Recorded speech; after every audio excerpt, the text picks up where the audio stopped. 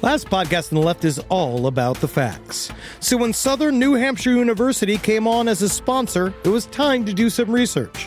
Turns out they offer more than 200 online degree programs, and get this, criminal justice and psychology are some of the most popular. Classes have no set meeting times, and tuition rates are some of the lowest in the U.S. Want to learn even more about SNHU?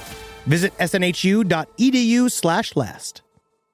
Why have I asked my electrician I found on Angie.com to bury my pet hamster? I was so moved by how carefully he buried my electrical wires, I knew I could trust him to bury my sweet nibbles after his untimely end. This is very strange. Angie, the one you trust to find the ones you trust. Find pros for all your home projects at Angie.com. There's no place to escape to. This is the last podcast. On the left. That's when the cannibalism started. What was that?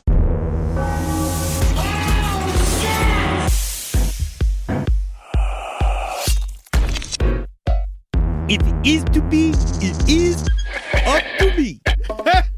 Gotta get into character. It's me, Aaron Hernandez. I'm so sad. I think it's because I did all the murder.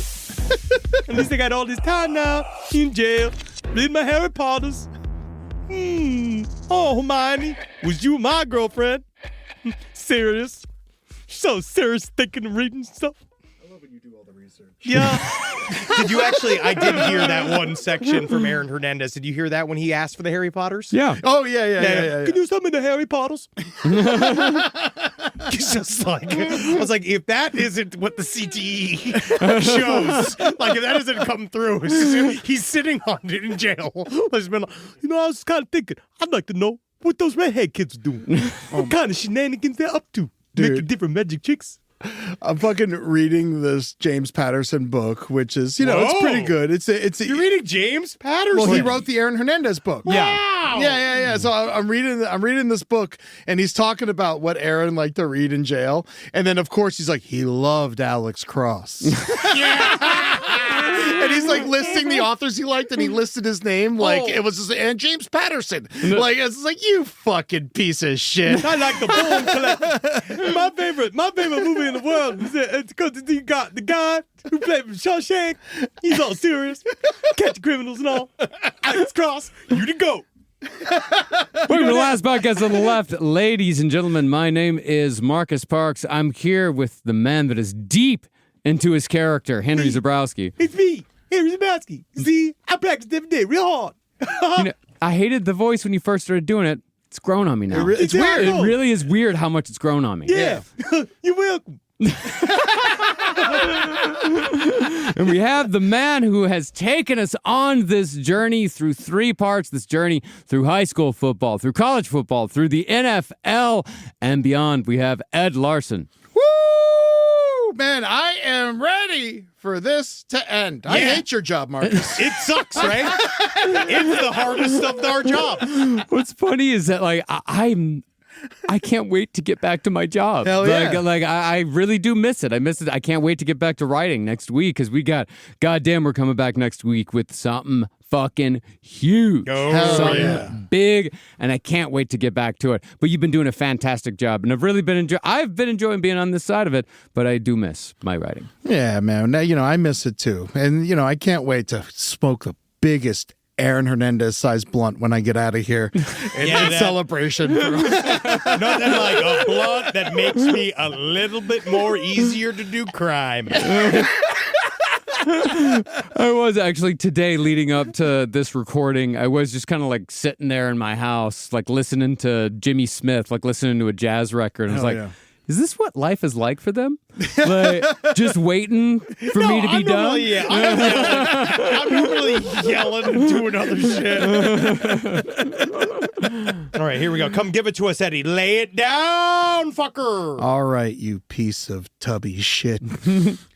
When we last left our superstar, Aaron Hernandez, he just gotten himself mixed up in an old jammerino of the highest order. Is that a legal term, jammerino? Yeah, jammerino. You know jammerino. He's got liver disease now. He's a quarterback for the Dolphins. Yeah. Jammerino. Jammerino's my old buddy. He taught me how to bottom. Well, after presumably murdering two men for almost no reason in the middle of the streets of Boston, he had tried to kill Alexander Bradley, his best friend, by shooting him in the face in West Palm Beach, Florida, with two fucked up dudes named Papu and Soldier. Somehow, Bradley took a bullet to the head and came out alive, but down an eye. Hey, honestly, less things to see out there. It's a rough news cycle. Yeah. Don't approach him on the right. You might get shot. Yeah. He is skittish. He's now trying to figure out how to take his revenge through either murder or extortion. Him and Aaron got into some text battle exchanges for the ages with misspellings and punctuation galore. Here's my emotion. I love you. Good night. I love you. Hope you get some good sleep. I love you, sorry I shot you. Thinking about you. I give Bradley a pass. He's down an eye. What are you going to do? Yeah. Now, Aaron's out in L.A. rehabbing his shoulder, but he is spiraling out of control at home, at the bars, and in his own mind. The only good thing that comes out of this time were a couple of stellar Incubus tattoos and a Camry all full of guns. Hey, the guns don't just get in them Camrys accidentally. You got to fight for that itch. Now let's get back to New England and get ready for the upcoming season. And Aaron is trying to pretend he's got nothing bad going on, but inside his own CTE pot-riddled brain, he's prepping for the worst. I mean, just think that this guy is, we've all seen the pictures of his brain at this point. Oh, yeah. I mean, it is absolutely fucked, and the guy's smoking weed 24 hours a day. It is not good in any way whatsoever. Yeah, at the time when they checked on his brain after he died, he had stage 3 CTE, and Dr. McKee said it was the strongest case of CTE she had ever seen in someone his age. Yeah. At that time. How many stages are there? 4. 4? Yeah. Okay, what happens with stage 4? Stage 4, I do believe you turn into pure energy. You go Super Saiyan. I think once you go Super Saiyan, and that's when you kill the entire football team. Nice. Aaron dropped thousands on security cameras inside and outside his house. He's building an arsenal of guns and is even in the process of buying an armored car at this time. And it's also safe to say, nobody has stepped to Aaron Hernandez at this point. No, he has not been threatened by anyone. This is all in his own making. He is a man. Well, he did shoot a gangster in the face. Yeah, so he also does. I will say he is paranoid, but this is a time when. But he shot a gangster in the face. Who but wasn't he's having asking for it? But he's having text exchanges saying love you, good night. Good night. They're having as far as text exchanges between a guy who's been shot in the face by the other guy. It's pretty fucking cordial. Yeah, he's back in town and he's chilling with all the same characters at this point: TL and Tanya Singleton, Carlos Ortiz, and of course Bo Wallace, who seems to be his go-to guy at this point when it comes to getting shady ass shit done. During this time, Aaron's drug use is at an all-time high, and he wasn't even hiding it anymore, openly making calls to buy drugs in the Patriots locker room and shit. Did you see all of the various letters we got from people that had experiences with Aaron Hernandez throughout high school? No, I don't get the side stories email. Yeah, I got a bunch You got of to send emails. those to me before I write the script. Well, it's just, to be honest, Seems like that would be highly relevant information. But a lot of it, the problem's a lot of it's hearsay, and I don't want to just say things that people say necessarily. But to be honest, it wasn't a heck of a lot of information other than the fact Aaron Hernandez was a total piece of shit that has always gotten away with every single thing, no matter what it was, and stuff like this he's been doing since high school. He's been literally, they said that he failed a test. There was some test he failed, and they just let him retake it. You know what I mean? They do stuff like that. Well, they needed him. Yeah, they would do stuff where if they knew, there was one where they knew he was going to fail a midterm, they sat him out. He went and sat in the administration office to not take the test so that he could prepare later on to take, he had never experienced a single set of consequences. Dude, one of my coaches, Coach Gambino, he was the driver's ed teacher, and he's like, just sign up for driver's ed in summer school. Don't show up. I'll give you an A. We'll bring up your GPA. Yes, it's nice. Oh, man. But you see, at this point, there's like a fucking hole in Aaron's life. Alexander Bradley. Bradley, of course, had a new hole of his own. Hernandez needs a new bestie, someone he can trust, someone he can relate to, someone that can roll a sticky-ass blunt and be just a little bit worse than him in Madden. That's why I met my new friend. Have you seen him? His name is Mr. Snuffleupagus. He's a magical elephant. And he says all types of stuff like kill. You crazy. That's what I say. You crazy, man. He's so violent, that Snuffleupagus. He's crazy. His first part of his name is Snuff. Oh, well, the dude who's going to fill that hole is his future brother-in-law, Odin Lloyd. Odin was a landscaper by day and semi-pro football player by night. These Jenkins girls certainly love their football players, I'll tell you that much. They do. And Odin Lloyd, by all accounts, good dude.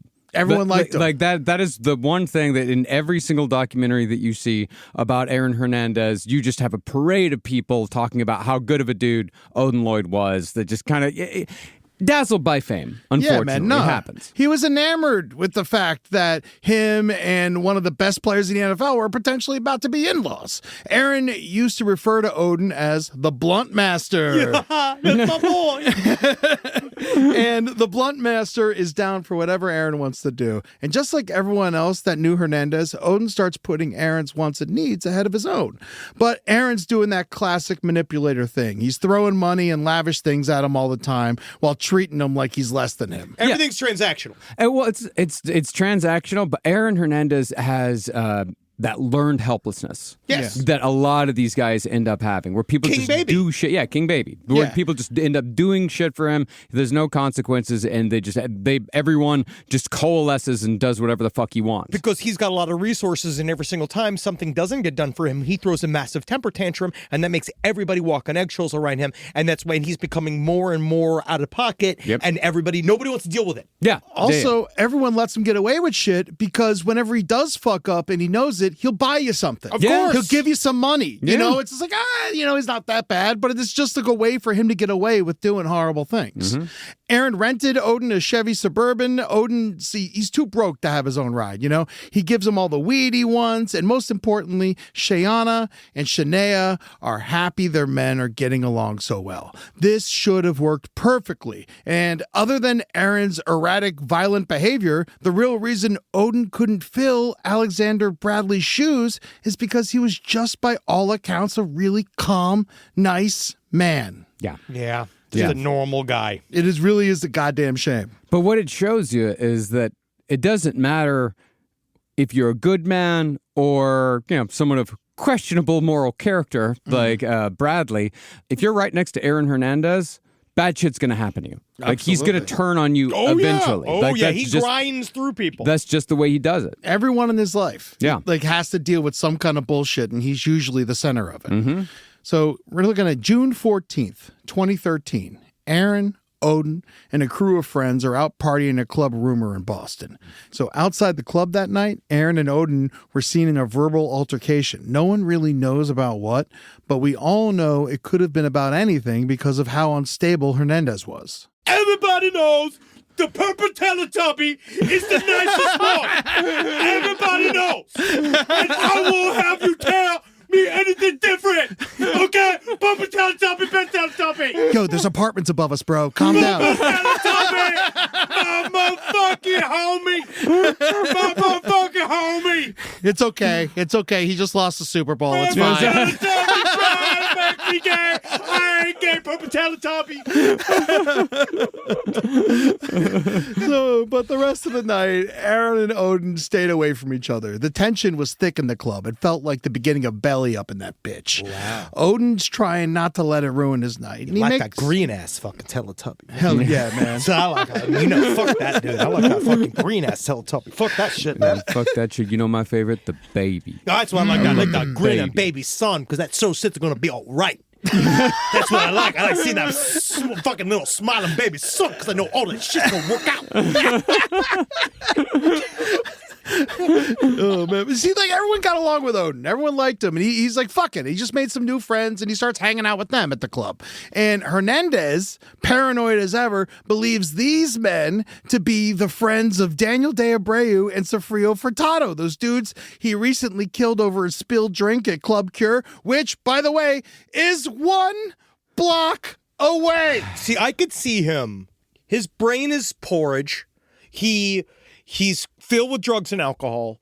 He's legitimately now almost hallucinating. Yeah. I would say it's at this point where he is saying stuff like this because he doesn't know how to process the feelings of being guilty. Yeah. And so I think that he's just doing the very classic thing of seeing the people that you murdered everywhere and you're haunted by it. Yeah. And you can't put the two together because your brain's made out of Wagyu. And you can't figure it out anymore. Like you're literally like all that stuff's getting mismatched and you don't understand what's reality and what's not anymore. Yeah. And not just that, but he's also dealing with, that extreme ADHD that he has. So he's hyper focused on this shit. He's hyper focused on his possible guilt, someone trying to catch him, maybe the FBI's around, all kinds of shit. They should be. They should be, but they're not. No, they're not. Nobody's there. Nobody's checking. Yeah. He literally got away with it. Yeah. Yes. Yeah. And ADHD. And he would have too if he didn't keep fucking up. If it wasn't for those meddling kids.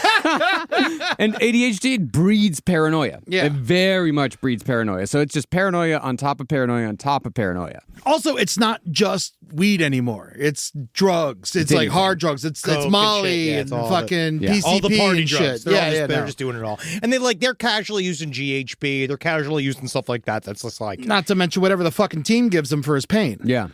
So it's time to leave the club at this point. Odin and Aaron, they make up enough to get in the car together. Give me a little kiss. Yeah, along with their barber, who they had out for a couple drinks. Oh, that's nice. And they're sitting in the parking lot, smoking a blunt, as you do. And Hernandez fucking spots his babysitter, Jennifer Fortier. Oh, she gonna tell my mom. She's sitting there coming out of the club. She's got her hot friend Amanda with her, and he offers them a ride to their car and then basically kidnaps them. He ditches the barber and takes them back to his Franklin apartment that the Patriots rented him to keep him out of trouble. The best part about this apartment being super close to all the trouble is that I could bring the trouble there. Yeah, they rented him this right next to the bars. It's gonna make him better. Yeah, like it's not right next to the bars. I'm sure there's bars close by, but it's kind of far away. Right. It's closer to the stadium. Yeah, but the weird thing is that it's not a nice apartment. It's not a super nice apartment complex. It's a very middle of the road, regular ass apartment complex. One of the documentaries, they talked to a woman who was his neighbor, and she's like, I don't watch football, but there was a lot of weed being smoked in there. There was certainly a lot of marijuana. Yeah, so much weed. She thought there was a skunk in the building at one point. So funny. So I had to explain to her what it was.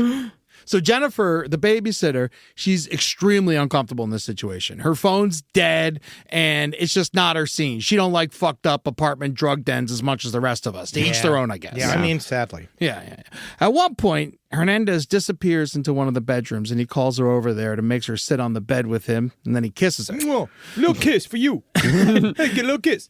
She rejects his advances because she's his fucking nanny, but he doesn't push the issue, and he just says... I understand. No hard feelings. Not everybody could be into the Hernandez. And then he just passes the fuck out. Odin's also passed out in the living room, and Jennifer takes her friend's phone and calls a cab. Gets the hell out of there. In the morning, Aaron uses Odin's phone to text Shayana. I fucked up again. I didn't mean, but got drunk. I'm fucked up, and took care of me some. How I told him about the other spot, and I just woke up bugging and on my way home. Some people think Aaron became suspicious of Odin because he knew of his infidelities. But Shayana herself admits she knew and understood that Aaron was unfaithful. Maybe he told Odin about the murders outside Cure or about shooting Bradley in the face down in Florida. But one thing that was for sure at this point, he did not trust Odin anymore. You should change your name to Loki. The god of mischief. Because he's the most untrustworthy of the Norse mythology. It's also been theorized that Aaron may have made a pass at Odin as well that night. No one will ever know what happened after these ladies escaped Aaron's trap house, but the next evening, Odin Lloyd would be dead. My theory as to how this went down is that, we talk about the difference between Odin Lloyd and Alexander Bradley. So Alexander Bradley, he's a gangster. He's very well acquainted with violence and living a morally gray lifestyle. And Aaron kind of looks up to him, too. Yeah. Yeah, he kind of probably a little bit intimidated and kind of excited by him in a way. Very much excited. But Aaron Hernandez purposefully surrounded himself with people like that to make himself feel tougher. But Odin Lloyd, by all accounts, like I said, he was a good dude. And I think that Aaron Hernandez may have misjudged how Odin Lloyd might respond to Aaron saying, like, yeah, I've killed 2 people and I shot my other friend in the face. Yeah, I would imagine Odin Lloyd did not respond very positively to that if that's what happened. Well, so this is my question. Do you pair, you got a new buddy, soon-to-be brother-in-law, the single most tenuous and suspicious relationship? Yeah. Right? Your brother-in-law and you are always going to get in some kind of trouble. Yeah. The brother-in-law...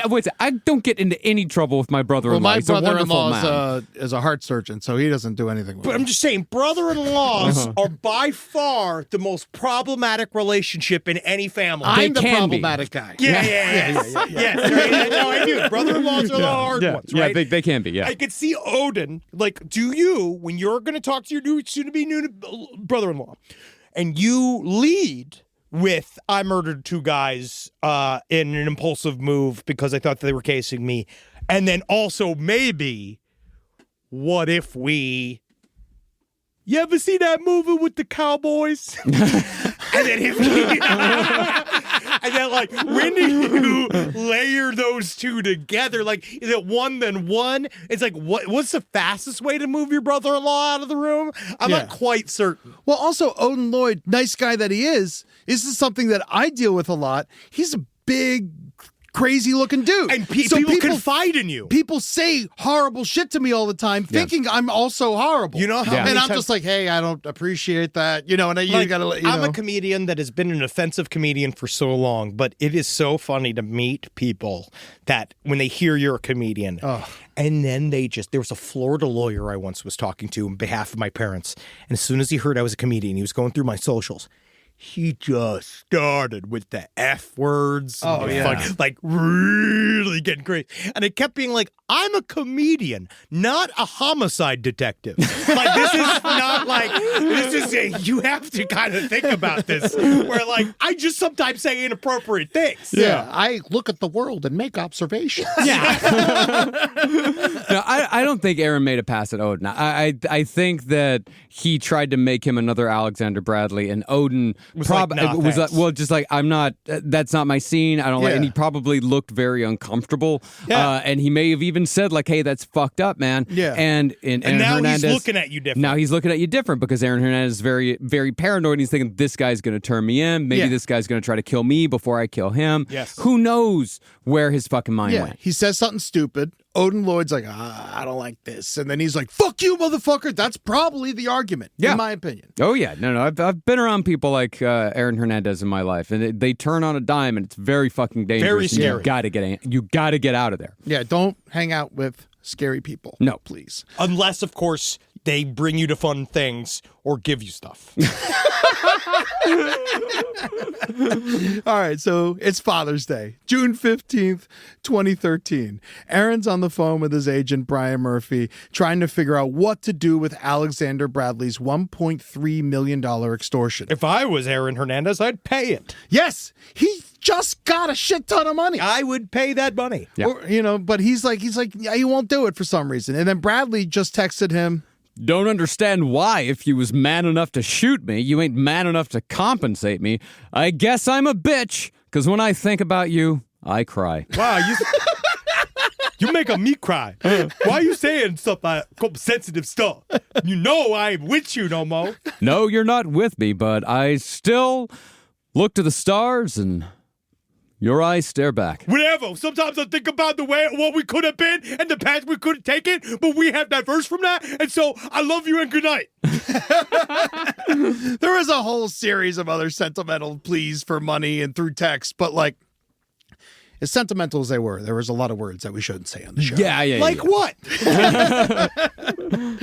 So Aaron continued to deny that he had ever even shot him, and he refused to pay him anything. You see, 2 days earlier, Bradley had actually filed that civil lawsuit against Hernandez, and Aaron was doing whatever he could to get out of it quietly and without paying.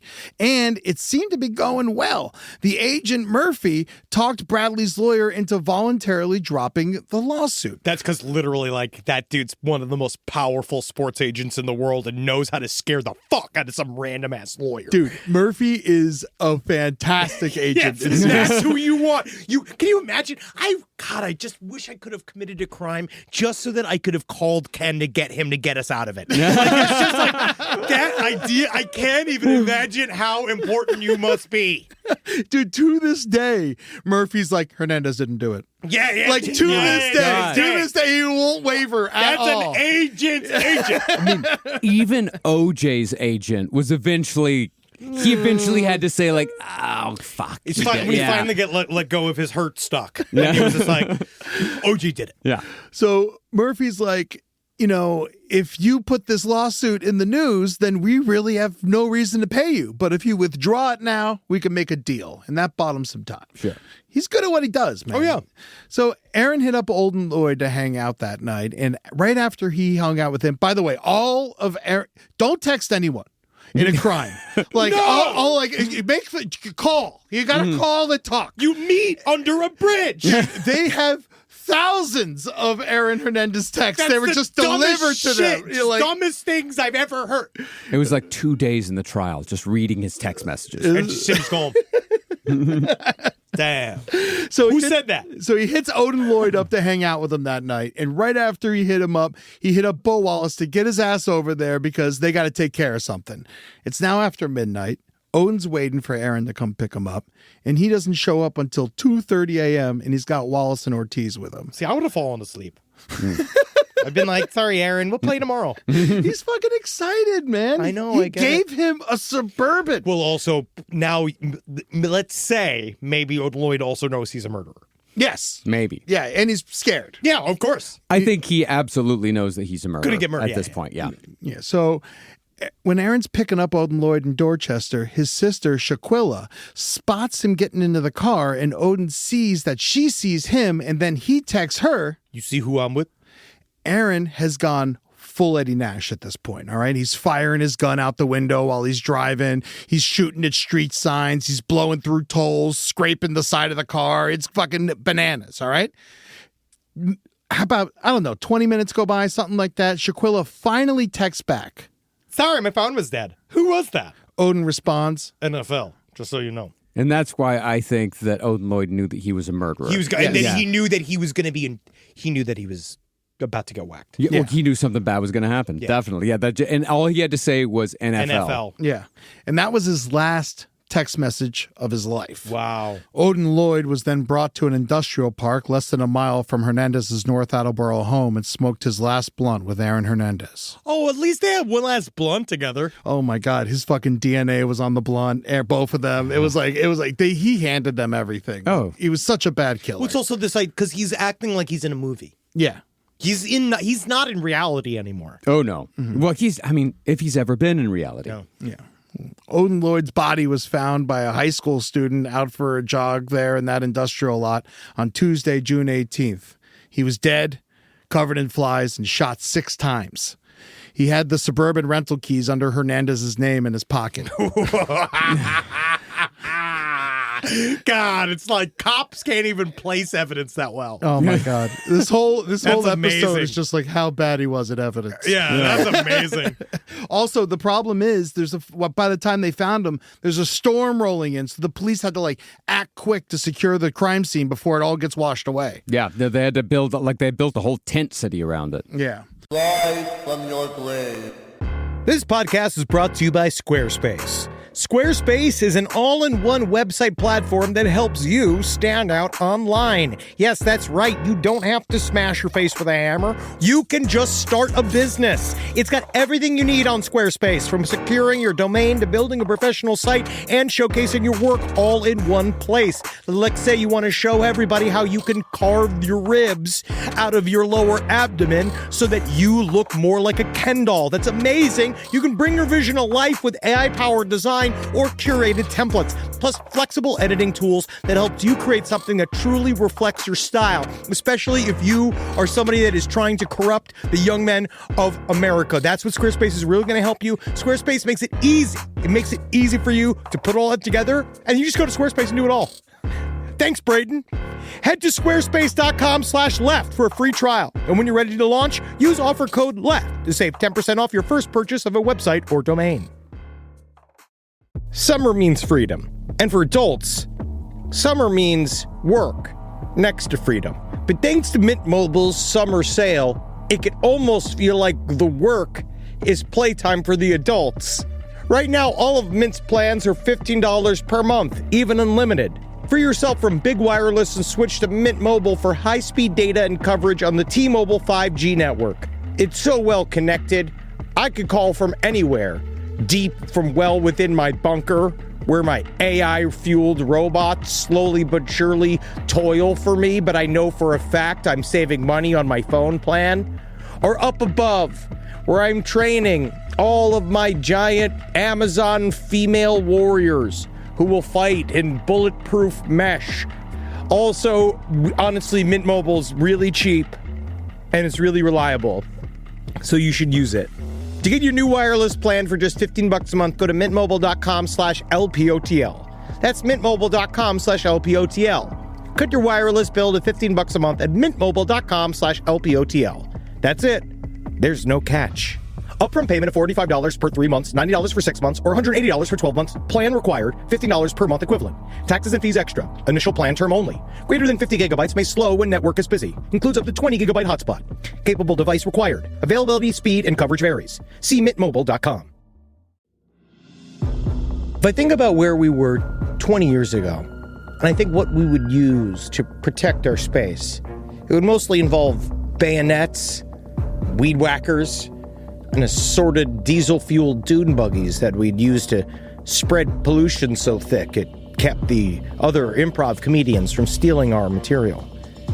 But now, SimpliSafe has made all that so much easier.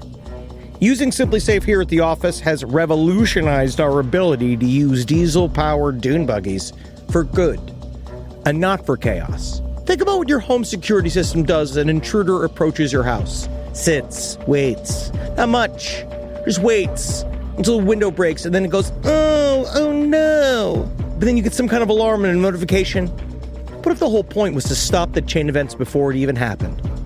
Unlike traditional security systems that'll only alert you after a break-in is already underway, SimpliSafe is designed to help stop intruders before they get inside.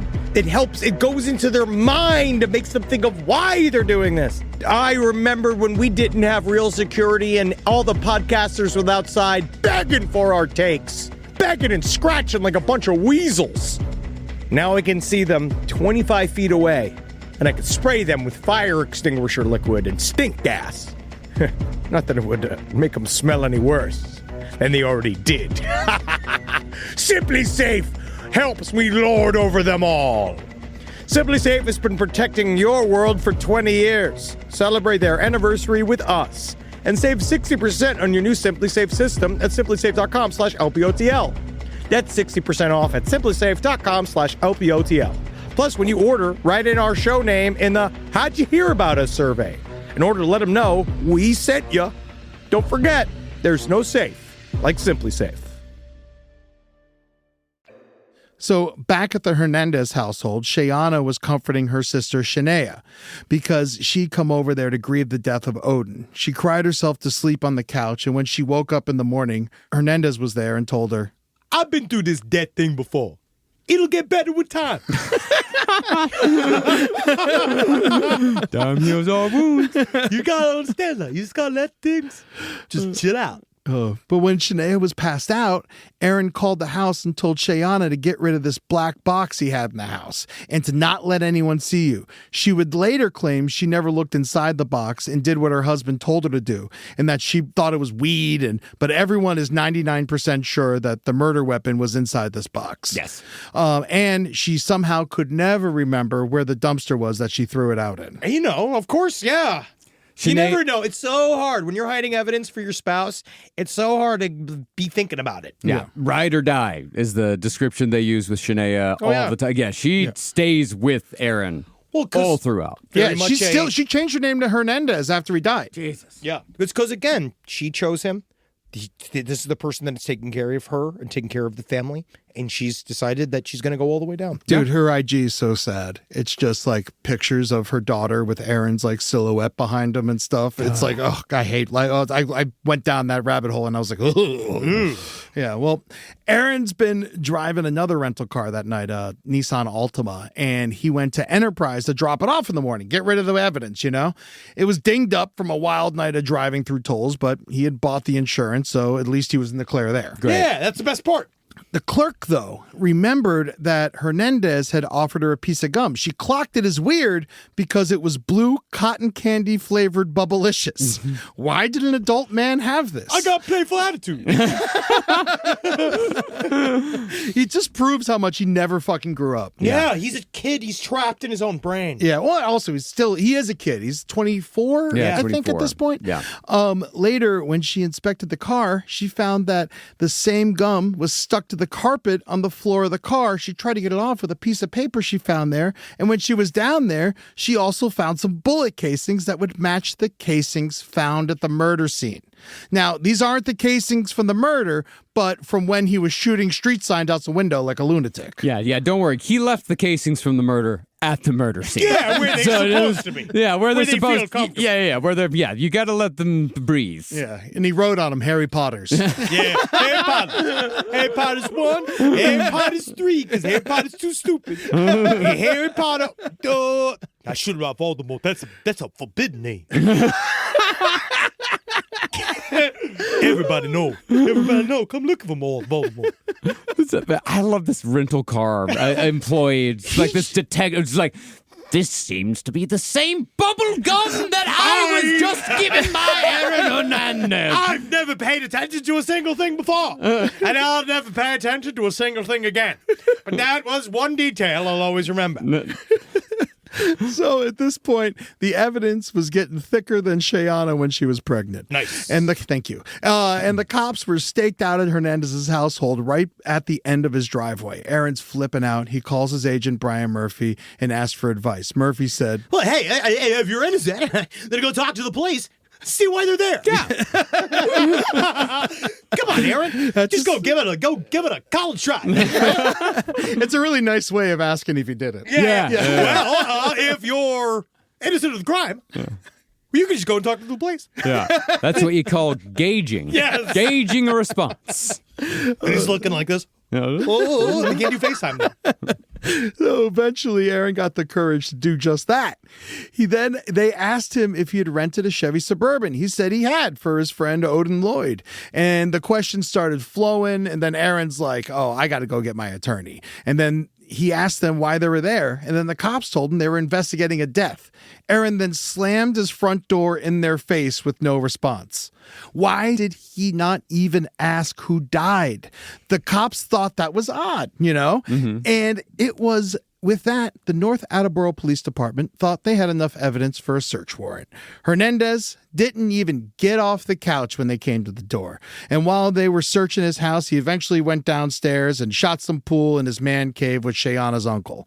Before he broke the rack, he turned to Shayana's uncle and said, my endorsements are gone. Puma'd run back to the mountains. Pussycats. Couldn't handle the heat. Something about multiple murders really makes some of these advertisers pretty skittish. Yeah. Some. Yeah. Some guys will always be there. Good old choose a company. Smith & Wesson would have been a great one for you. Oh, huge. As far as I know, the only shoe that was definitively linked to a mass murder was Ked's, Heaven's Gate. Really? Yeah. Oh, That's cool. Yeah, they all wore Keds. Good for them. It's not comfortable. They weren't walkers. All right, it's Wednesday morning. He drives to Gillette Stadium. The place was swarmed with reporters. Helicopters circling the stadium. Aaron was officially a person of interest. Not exactly a good look with Coach Belichick and Robert Kraft, the owner. No. They questioned him in the weight room. Hernandez said he was innocent. He was at the club at the time of the murder. He's just waiting for the timeline to prove his innocence. So he's got that. So they're like, cool. But this would be the last time he ever spoke to Bill Belichick. When he got home, he was served a different summons. Alexander Bradley decided with all of this Odin Lloyd news, it was time to file his lawsuit. And the always respectful TMZ broke the story that another man has filed a lawsuit on Hernandez for shooting him. What was happening? TMZ, probably the most accurate news association on the face of the planet. I do not like them. Don't like them. We've talked about this. I hate spent them. the week on TMZ. Yes. Yeah. TMZ, though, has the most correct breaking news. They're always first. Of any news organization ever. Well, the police had a lot of pertinent questions for Hernandez at this point. Why had he ordered a house cleaner special to his house on June 17th? Super dirty. Why had his security system attempted to be destroyed? It did itself. It was himself. It was committed suicide. Why did his lawyers turn in his cell phone in pieces? Because that's how I found it. It was a Mr. Snuffleupagus. Why are you stepping on my phone? But he was still a free man. So he went back to Gillette Stadium. When the director of security for the Patriots saw him, he came over and was like, get out of here. Why don't you just leave? It's time for you to... Well, actually, I was just leaving. All right. Oh, I should go. So now it's Saturday, and the cops search his house again, and they find a bunch of guns, ammunition, and bulletproof vests, and then they got the break they needed. The Enterprise worker who found the bullets in the rental car saw the news and had not initially reported it. That's a G right there, man. Yeah, because that's a fucking G. He saw it in a rental car, and he's just like, you know what? I don't want to deal with it. It was a lady. It was a lady. She said that she had found weirder things returned in rental cars, so she didn't question it. Casings. Well, there was like a shooting range down the road, and so it actually it happened before. Wow, that's hilarious. 4 bullets. All right, fine. But luckily, sanitation had not come to pick up the dumpster yet, and so the cops had all the evidence they needed. Now they had the matching bullet casings to the scene of the crime, attaching Hernandez to everything. But still, there was no murder weapon. So the cops started questioning everyone that knew Hernandez, including his bad boy crew of TL, Tanya, Wallace, and Ortiz. Ortiz was on probation, and his probation officer was one of the detective's wives. She let them know Ortiz knew Hernandez and had just failed a drug test for PCP. So they brought him in, kept him up for questioning, and put him through a polygraph that he failed miserably. And he put Hernandez, Bo Wallace, not guilty. Do nothing. himself, and Odin Lloyd together at the crime scene together on the night of the murder. I would tell you this is literally the highest score I've ever seen for a lie ever on this. It kind of was like that. Yeah. This man's never told the truth. I actually don't know if he's mentally capable of understanding what truth is. So they got him to cut a deal, and now he's flipped on Hernandez. So finally, the police felt they had enough evidence to confidently arrest Hernandez. They went to his house and took him to jail, handcuffed with a white undershirt hastily thrown over his rippling, tattooed, chiseled chest. Sorry, just some horny adjectives to make sure the ladies are still listening. Oh, don't worry. They're wet. And the men are erect. Oh, my God. During the jury selection, one of the chicks who came in and then immediately just blurted out of her mouth, "He's so hot." Yeah. And he's like, haha, you're right. Something like air conditioning. So Aaron Hernandez was now charged with the first-degree murder of Odin Lloyd, along with 6 other crimes, and processed into Bristol County Jail. Arraigned soon after that and denied bail.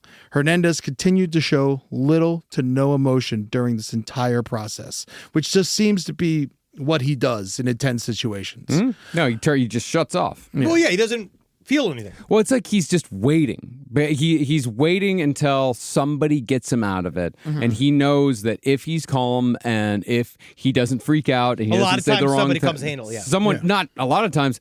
Every time up until this point, someone has come along to handle it. He is pretty good at keeping his mouth shut. Yeah, that's like the one thing he's good at in this whole thing. Bo Wallace, he knew the cops were going to be looking for him too, so he hit up TL and Tanya, get him out of town. They drove him on back roads all the way down to Georgia, where they put him on a bus down to South Florida for Bo to hide out.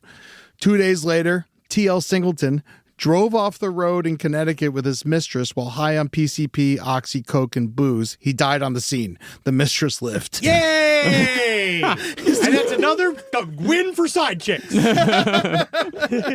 Just go loose. That's too many drugs to be on and drive. Yeah. You know what that amount of drugs are? It's called taxi. Yeah. Let's go get a taxi. I feel like that's easy to do. Yeah. I think, he would have gotten away with it like Ted Kennedy, because I feel like Ted Kennedy was doing those, but not PCP. Yeah, anything but PCP. It's all of the normal senator drugs. So a week after that, the Patriots are trying to distance themselves as far as possible from Hernandez at this point. They've fired him. He's gone. He's not on the team anymore. And then they offer a buyback program for Aaron Hernandez jerseys from fans. The Patriot Pro Shop traded over 1,200 Hernandez jerseys, and fans could pick any other Patriot that they wanted.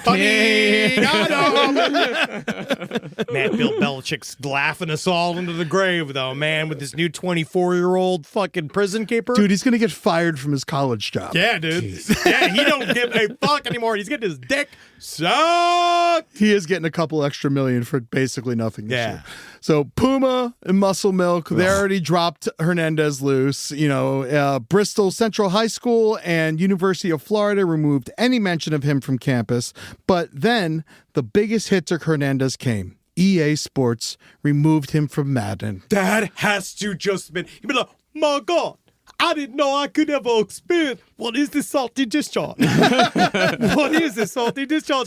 Cone of interest?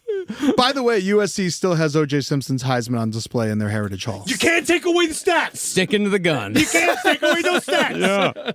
I mean, it seems to be the thing that Aaron Hernandez was most upset about was them taking his awards out of his high school. Yeah. Like when you listen to the conversations, not really that he Florida, but his high school. It was his high school he was so upset about. Because that's where his dad was. There's like a legend there. The Hernandez name is a legend there. And because that was the base of his whole personal legend. Yeah. Yeah. And this is also the same town where he's in jail. Yeah. So in Bristol County Jail, they kept Hernandez away from other incarcerated people for his own protection. Solitary, but not solitary type of deal. He was only allowed in the yard for 1 hour a day, but only by himself. He kept working out. He was like, I'm going back to the NFL. He's working out like a motherfucker. He wanted to join Gen Pop so bad. He wanted to play basketball, but they're trying to figure out if that was a bad idea or not. Yeah, it was a fucking bad idea, Aaron Hernandez. This is jail. You're not fun. It's not fun. Because they also said, the thing about Aaron Hernandez was that he had that ability to be like normal everywhere. Yeah. Yeah. And they said that when he went into very jail, likable. Yeah, Yeah. and then when he went into jail, he got comfortable really quickly. He was all like, oh, wow, kind of fun. Hanging out with the boys, going around, playing different checkers made out of people poop. People poop get hard and making checkers out of them. They're playing with that. He Have fun. adapted incredibly fast. He was very good at adapting to anything. Also, right now, it's like assumed that he's joined the Bloods. Yeah. So everything's going on. They eventually let him join Gen Pop, and he took to jail surprisingly well, just like you were saying. He even referred to his cell as cozy. Yeah, it's like nice. It's the way he talked about it. He's like, yo, it's pretty nice, pretty good. Pretty good. He's playing poker, cribbage. He's reading his Harry Potters. Oh my God! What the? I hope Hermione gonna kiss the other guy. I was rooting for Harry Potter. His favorite snack? 2 honey buns with peanut butter in the middle. I don't know why that made me just fucking gag when I read that. That's so sweet and disgusting. Honey buns are huge. I love honey buns and I love peanut butter, but fucking Christ. It's a child's meal. Yeah. It's like, well, or It's a stoner's meal, is what it is. It's like when I was in college, and I get 2 Eggos, and I put peanut butter and jelly and cream cheese on them and eat those. They were like that. incredible for stoners. You know what is a really good stoner sandwich, my buddy? Eggo waffles, ham and cheese. Whoa! Ham and cheese Yeah. between Oh my 2 God. Eggo waffles. You put some syrup on that shit. That's the shit, motherfucker. No boner check right now. Yeah, dude. That's the fucking shit, dude. What do you put on it? Mayonnaise, mustard? Both. Both. Mayonnaise, mustard, maple syrup. Fuck yes. Like a big fat piece of shit, dude. Yeah, Damn, dude. Yeah, man. yeah, that sounds dangerous. It's real good. You dude. earned that body, bro. Yeah, dude. I carved this body. Hernandez also claims at this time that he was friends with the rats and mice. Yeah, dude. I know what I said. You guys made me feel like I'm Cinderella. But he didn't like the cockroaches and spiders. They're mean and gossip. They say mean things. They say things they don't mean. Also, most of the guards are fucking Patriot fans and enamored by him, so they turn a blind eye to his drug use. Even in jail, he's getting special treatment. Yeah. So the Odin Lloyd murder trial began on January 29th, 2015, but it really didn't get going in earnest until mid-February thanks to a series of weather-related delays. A massive snowstorm dumped over 24 inches of the white stuff on Fall River, but that paled in comparison to the mountain of evidence against Hernandez. During that time, Brady, Gronk, and the rest of the Patriots won the Super Bowl again. I mean, I can't remember. Aaron Hernandez, did he ever win a Super Bowl? He never No. won. He never He won. was in one and they lost. Yeah, Yes. but- And like in his first season, right? He was Yes, in and then Yes. the next season they lost in the AFC Championship game to the Yeah. Baltimore Ravens. Yeah, but that's incredible that like the season that he was supposed to be like their $40 million guy, They would didn't have won need the him. Super Bowl. Yeah. Yeah. They didn't even need him. Yeah, they didn't even need him. Nope. God, but I mean, they were so good. I hate them, but they were so good. Yeah. A few years prior, as we just said, Hernandez had played in the Super Bowl. However, there might have actually been more cameras on him the night of the murder. There was extensive surveillance footage from outside businesses linking him to the scene of the crime, but perhaps the most damning footage was the security cameras at his own house. Hernandez didn't delete the footage properly. It showed him rolling up in the last car Odin Lloyd was seen in a few minutes after Odin Lloyd was killed and pulling out what appeared to be a Glock handgun, which, you guessed it, was the exact weapon used in the killing. On February 17th, 2015, prosecutors showed a video of Hernandez destroying his cell phone the day after the murder. Oh, ooh, ooh. I can see everyone just watching me. Oh, ooh. Ooh, there he is. That's he's doing it. Ironically, this is the same strategy Tom Brady would try not even 3 weeks later during the Deflategate investigation. It didn't work for either of them. The Patriot way was effective for winning football games, not so much at getting rid of evidence. Interesting. Even though Hernandez destroyed his phone, prosecutors still had and presented 2,000 pages of cell phone records. Jesus fucking Christ. These files showed that Hernandez had asked Carlos Ortiz and Ernest Wallace to come home from Connecticut to Massachusetts the day before the murder, saying that, quote, You can't trust anyone anymore. well, it turns out that you can trust about half of the people because Ortiz ratted out Hernandez in exchange for prosecutors dropping the murder charge against him.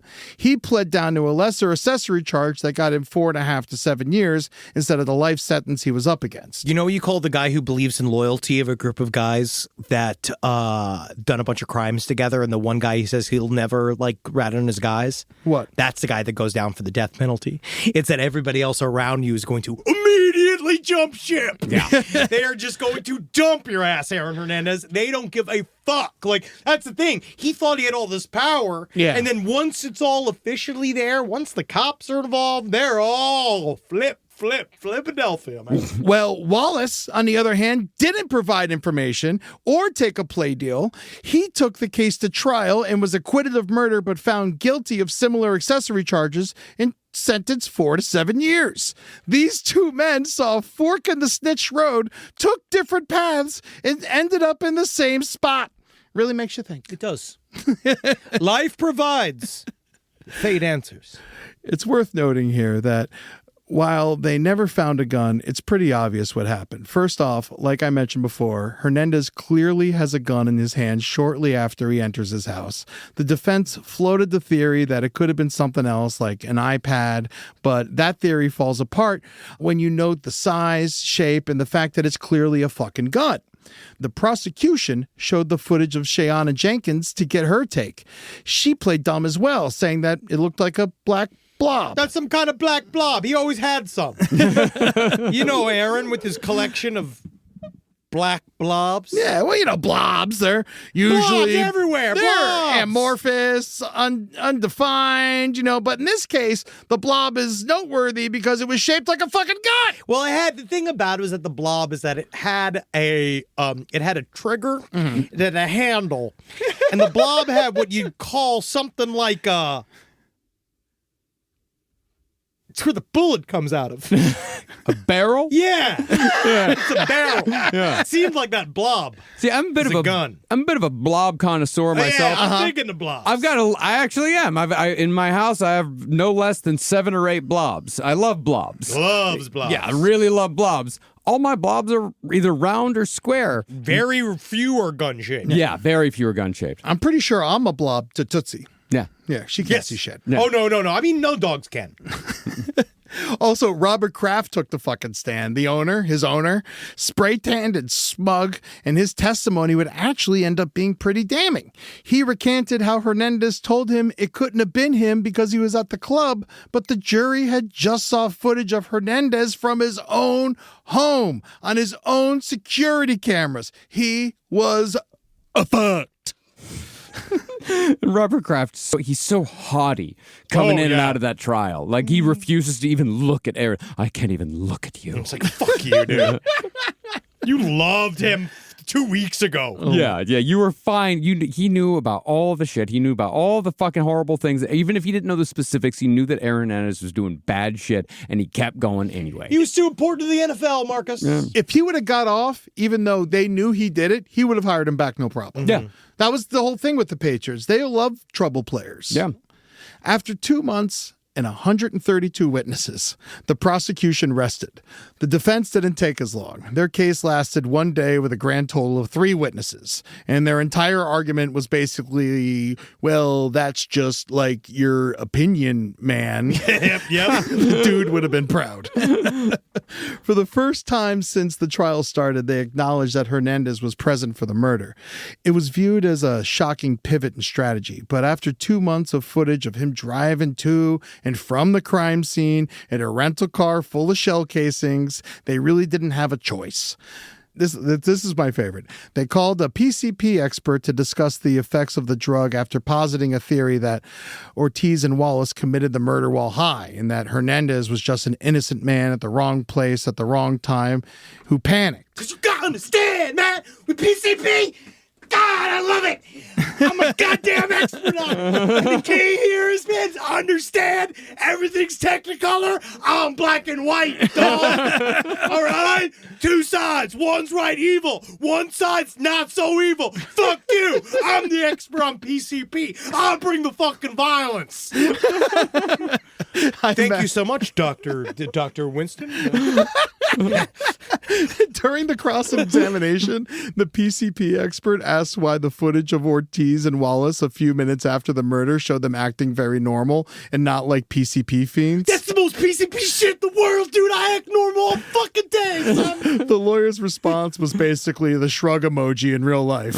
Not exactly a compelling response. Well, what can you say? Yeah. Like, I don't know, say PCP. I did once date a girl who, before we had dated, she's like, oh yeah, I did PCP for 3-4 years. People treat sometimes PCP like it's a casual thing. Yeah. I know. It like was crack. Crack becomes actually quite casual. Crazy how casually she treated it. She's like, it never had any effect on me. It did. Oh yeah, it did. Angel Dust is too cute a name. Yeah, it really is. It really is. You just think like, oh, I could do that. It's for God.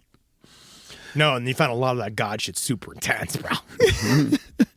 The defense just tried to plant the reasonable doubt seed and hoped it would grow. They argued that Hernandez was targeted by cops because of his celebrity, and the evidence against him was largely circumstantial. You know how cops are so all about arresting celebrities and locking them up. You know them, they're always driven to do that. Especially all these Patriot fan cops that were the ones doing the arrest. It probably broke their fucking heart. Oh, yeah, they were probably extremely conflicted. Dude, when they showed up with the arrest warrant, one of the cops was like, oh man, I got a signed jersey of his. And then another cop had to tell that cop, hey, listen, you have to be prepared to kill this man right now. Get your fucking act together. That's what they were dealing with going in for this arrest. Oh, yeah. No, I guarantee you, they all went home that night and they cried into their wife's bosom. Because they were so fucking heartbroken. Honestly, they thought they ruined the next season. They were probably crying into the lap of their best guy friend. Could be.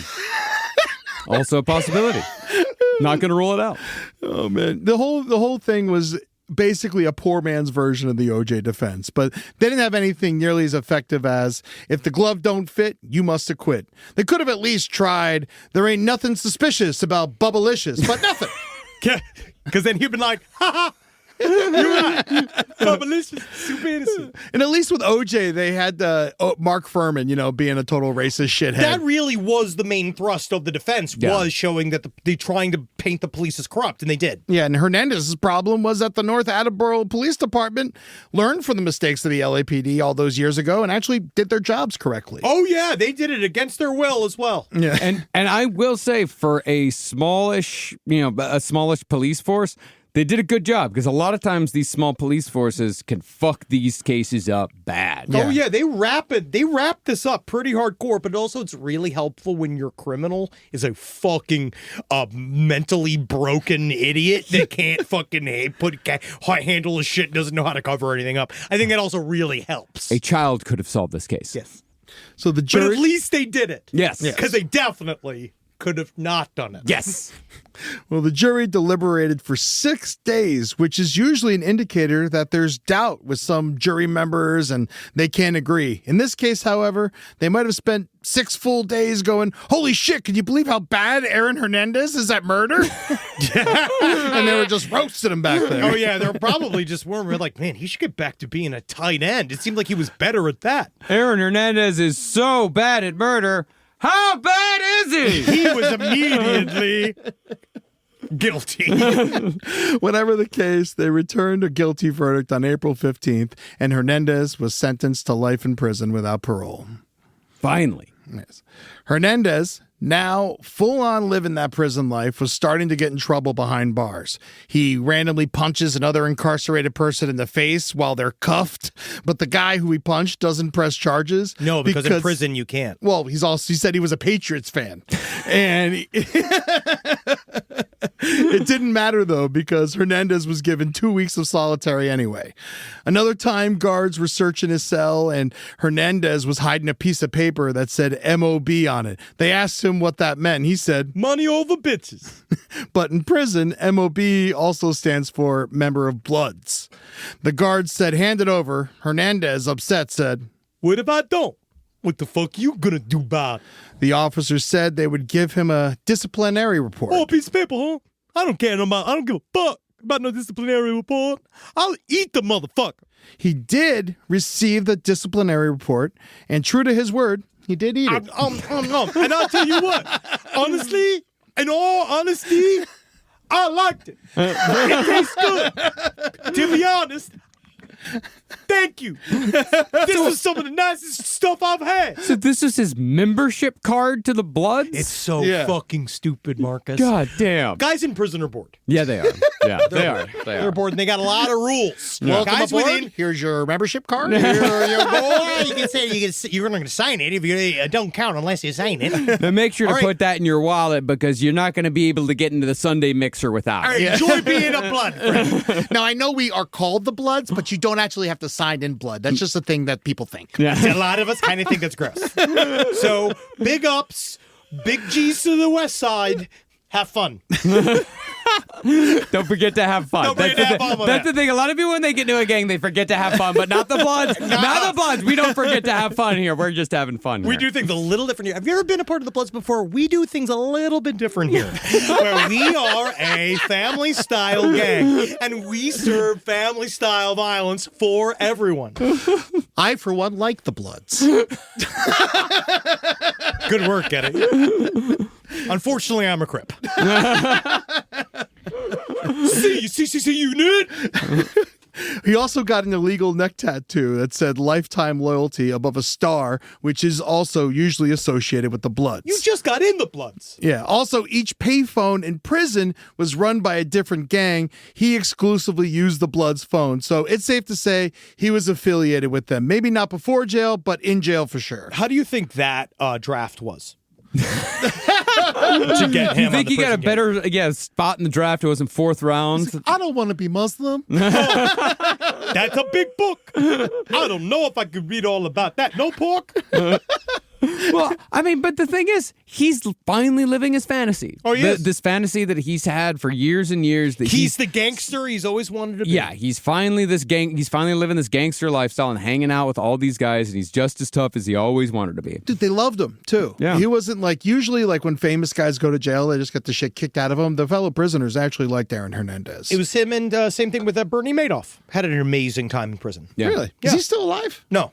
Good. He died a few years ago, but yeah, he ended up. What did they call him? The professor? Yeah, he was like he did all the guys' taxes on the inside. Oh. He did all. He became a fucking whole. Imagine going to prison and still having to do taxes. Yeah, you still got to be an accountant. Live from your grave. Last Podcast on the Left is excited to collaborate with Audible. Audible has a massive range of ad-free crime fiction, nonfiction, and true crime podcasts. You know, there's so many things you could do while you're listening to an audiobook. You can clean up your own personal crime scene. And that's easy to do, and you can learn it all from books. Some people also listen to audiobooks to go to sleep. But you could check out podcasts like This American Life, titles from true crime greats like Michael Connelly and Agatha Christie, and Audible originals like Dr. Death, The Cowboy. You can find whatever you're looking for on Audible. Plus, you can multitask while you do it. Find your next mystery on Audible. Audible. Stories that speak to you. New members can start listening with a 30-day free trial at audible.com/left. This is a paid ad by BetterHelp. It's so important to remember with the busyness of the holidays, every holiday, Arbor Day, that day about the planet, President's Day. There's so many things to adapt to in this life, and it doesn't follow a perfect plan. God, ruins the whole weekend. But therapy with BetterHelp, the world's largest online therapy platform, it can be a space to pause, reevaluate, and adjust to any unexpected changes. With over 30,000 therapists worldwide, BetterHelp is one of the leading online therapy platforms, having served millions of people globally. BetterHelp makes it easier to fit therapy into your routine. You're in good hands, too. BetterHelp therapists have at least 3 years and 1,000 hours of hands-on experience, and hold all required education, training, and certifications. It's easy to do, and the help is better over there. You don't have to navigate life's changes alone. Sign up and get 10% off at betterhelp.com/lastpod. That's betterhelp.com/lastpod. Is there anything better than a summer evening outdoors? Enjoy your space to the fullest with new greenery from Fast Growing Trees. I love a big, thick bush. Fast Growing Trees is America's largest, most trusted online nursery, and they can send me a big, thick bush any time of the day. It arrives at work. It arrives at my car. I can pinpoint on a Google map where it is. Send me a big, thick, brown bush. And they send it immediately when they have it, because sometimes the shaver comes to town. I remember one time I ordered a cherry wood tree from Fast Growing Trees, and my God, I couldn't cut it down, no matter what my father told me to do. I had to lie to him about it, and next thing you know, I became the first president of the United States of America. And even you can become the first president of the United States of America with fast-growing trees. Right now, get up to half off select summer planting essentials, plus get an additional 20% off your first purchase with code LEFT at checkout. That's an additional 20% off at fastgrowingtrees.com with code LEFT at checkout. Offer is valid for a limited time only. Terms and conditions apply.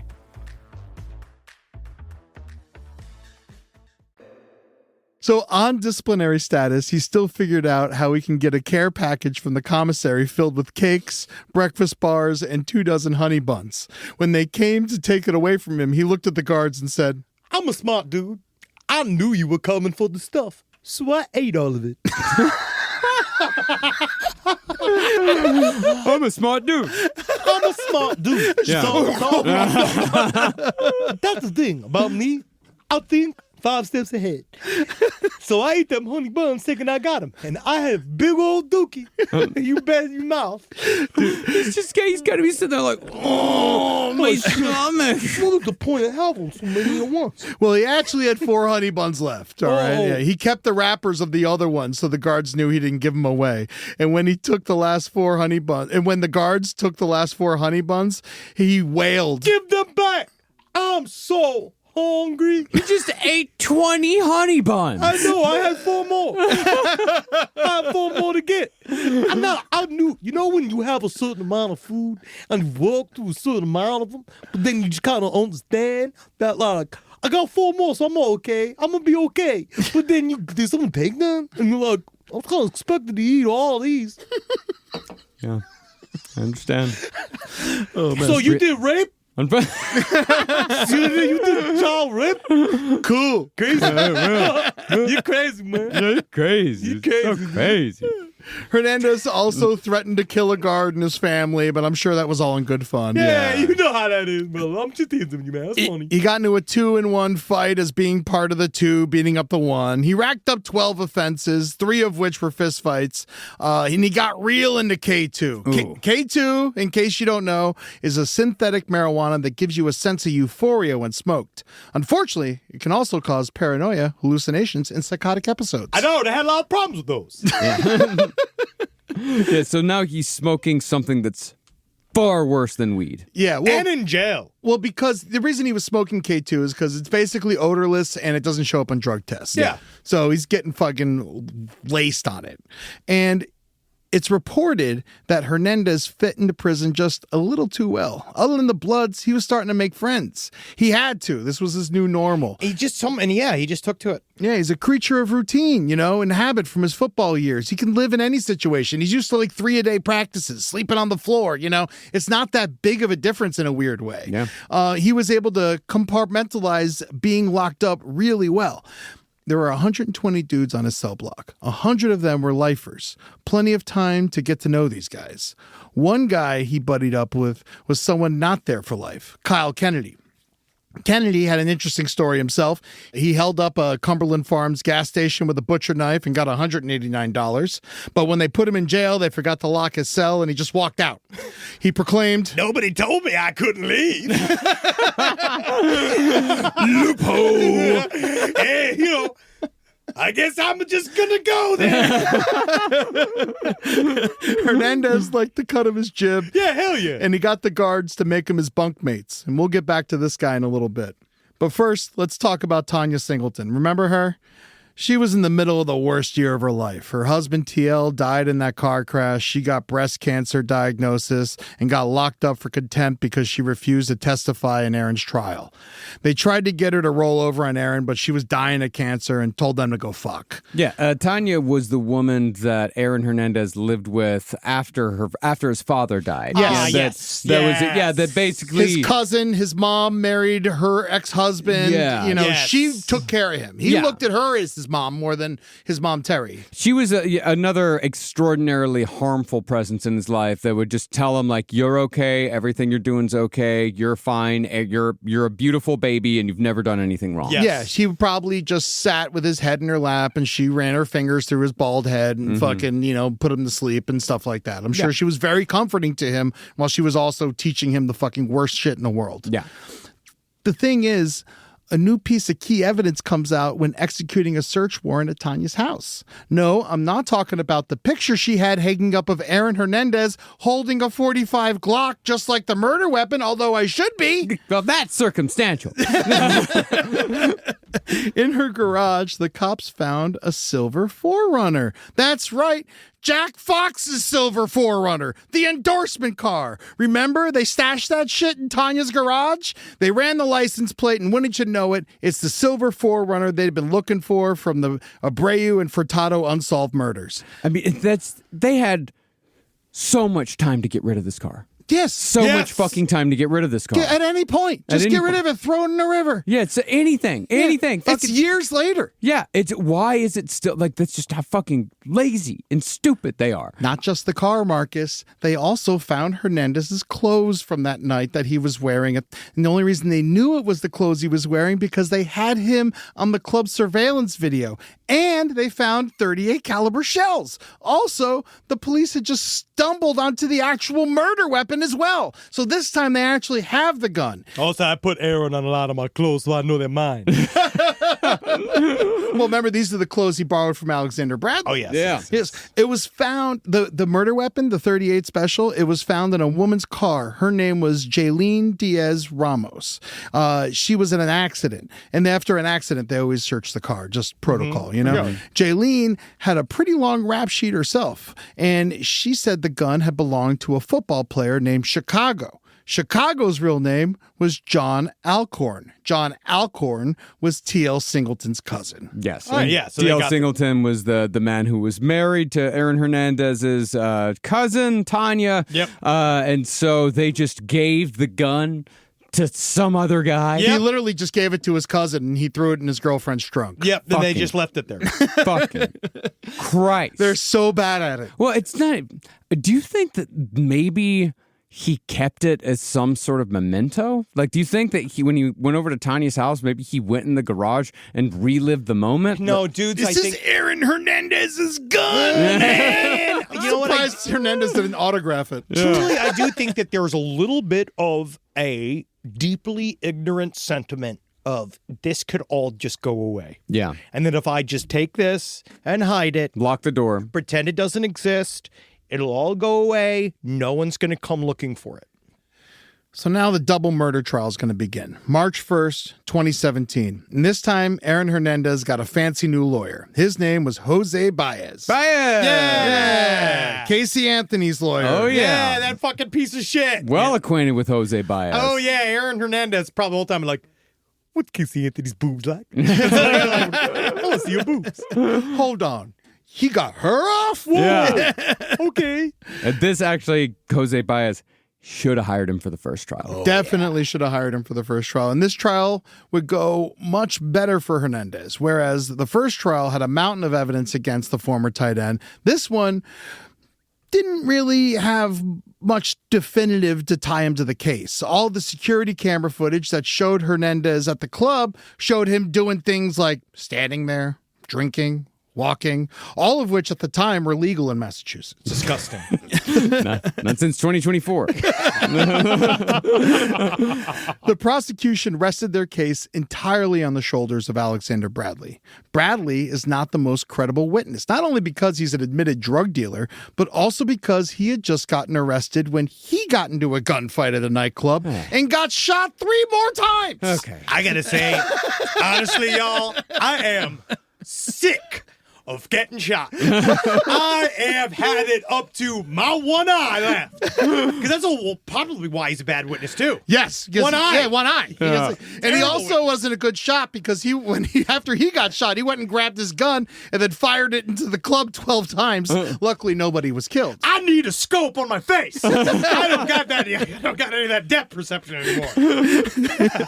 They gave Bradley 5 years, and he rolled over on Hernandez to get his charges reduced. Oh, yeah. Bradley took the stand sporting a fancy new fake eye, courtesy of the time Hernandez shot him in the face.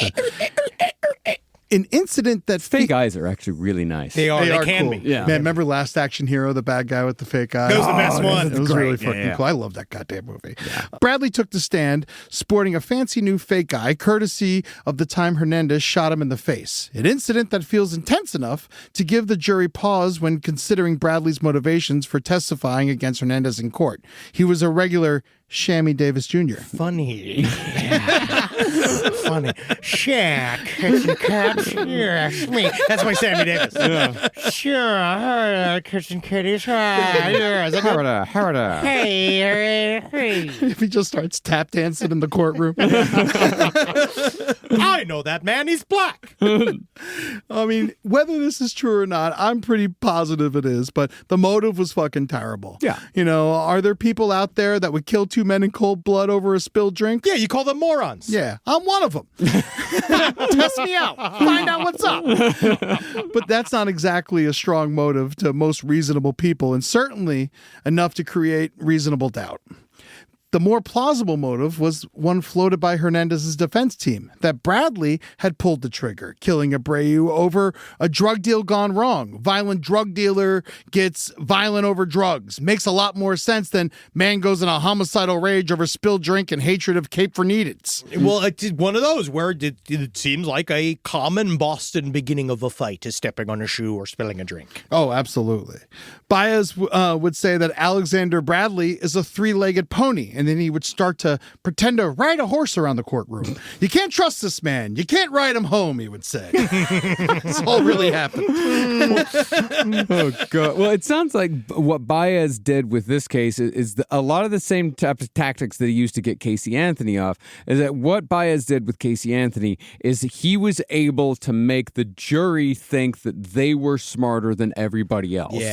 Don't let them tell you what common sense is. I'm going to tell you what common sense is. You know but what common sense But you is. know what common sense is. So, does this really make sense? Yeah. Just think about it for a second. Does this really make sense? And he really had a way of, because the people in the Casey Anthony trial, they're like, the jurors, some of them are like, yeah, you know, I definitely think she did it, but that Jose Baez. Love that lawyer. He's like, he just made a better argument. It's like, that's not the fucking That's not the what we're point. doing That's not here. what we're here for. Yes. Yeah. Jose Baez, he confuses people. He confuses jurors. He's very good at confusing jurors. I once had this shady-ass lawyer tell me that law is only what the best lawyer can pretend it is. Of course. Yeah. And then you have good law, and then it's also what judges uphold and then Yeah. decide. So, April 6th, closing statements were made. The jury deliberated for 6 days yet again, and on April 14th, they came back with the results. Shayana was the only one there for Aaron this time. Terry and DJ had enough of the public eye. The results were much more favorable for Aaron Hernandez this time. He was acquitted of all counts related to the murders and was only found guilty for unlawful possession of a firearm, which got him an additional 4 to 5 years on top of his existing life sentence. And for the first time ever, he showed emotion, and he broke down in tears and relief in front of the whole courtroom. My eyes are crying. My eyes are crying. And not only that, he already had Baez working on his appeal for the Odin Lloyd murder. Hernandez was noticeably happier in jail. He had something to be excited about, the first win in a long time. If he could get this appeal and win, he could become an NFL star again. But on April 17th, investigative journalist Michelle McPhee appeared on the Boston sports radio show, The Kirk and Callahan Show. Let's listen to the clip. Michelle knows the real motive for the murder of Odin Lloyd. And let's just say that Odin Lloyd caught Aaron Hernandez in a compromising position. Let's just say that Aaron Hernandez was a former tight end before he was kicked off the Tight end Patriots. off the field as well? Yes. Yes. And then he became a wide receiver. Henry, is that really who you want to be in? You want to be in league with those guys? I didn't. You notice? You just did. it You the first started this episode. entire series with that exact same joke. Someone had to be the problematic male. And at that point, it fell to me. I think it still is you. It will continue to be me, but you notice I haven't said it since. That's right. I just saved it for the opening because controversy drives the internet. That does. Go ahead, say it again. Ass. At this point, you know what's funny is that I was expecting more to point towards it, but we haven't really seen any of that. I'm going to get into it a little more in a second. I actually thought that was going to be a bigger deal in this story, to be frank. I thought it was too, and as I researched everything, it didn't. It seemed like it was part of his life. Maybe. But... Or is he bi, or is he just kind of on the down low? Is it just one of those things that he just does it to do because he doesn't understand? Let's get into it a little bit more, because I have my own theories about it. Yeah.